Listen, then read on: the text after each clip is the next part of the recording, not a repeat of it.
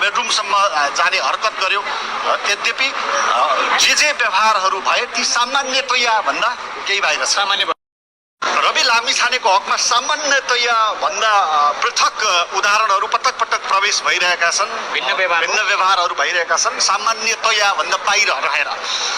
हिजो मुद्दा दर्ताको प्रक्रियामा पनि सामान्यतया भन्दा बाहिर रहेर व्यवहार गरियो। आज एउटा सन्दर्भ तपाईँहरूलाई राख्छु कि प्रहरी उहाँको बेडरुमसम्म पुगेर म आउँछु, म गिरफ्तारी दिन्छु भनेर सामाजिक सञ्जालमै उहाँले घोषणा गरिसकेपछि पनि प्रहरी उहाँको बेडरुमसम्म पुगेर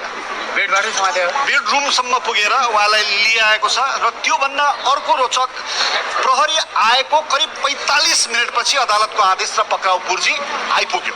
भनेको पहिल्यै तैनात छ, पुलिस तयार छ। पूर्जी आउनुभन्दा अगाडि प्रहरी आइपुगेको छ। अदालतको आदेश र पक्राउ पूर्जी प्रहरी आएको 45 मिनटपछि।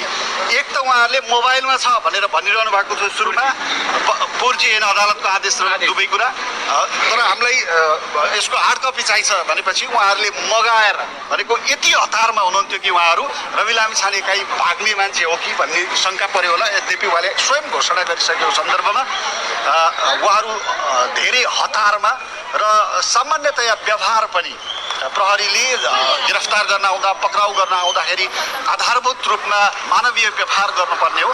त्यो मानवीय व्यवहार पनि पूर्व गृहमन्त्रीसँग पनि प्रहरीले त्यो मानवीय व्यवहार गरेन। उहाँले म नुहाउँदैछु भन्दा पनि प्रहरी माथि चाहिँ उहाँको बेडरुमसम्म जाने हरकत गर्यो।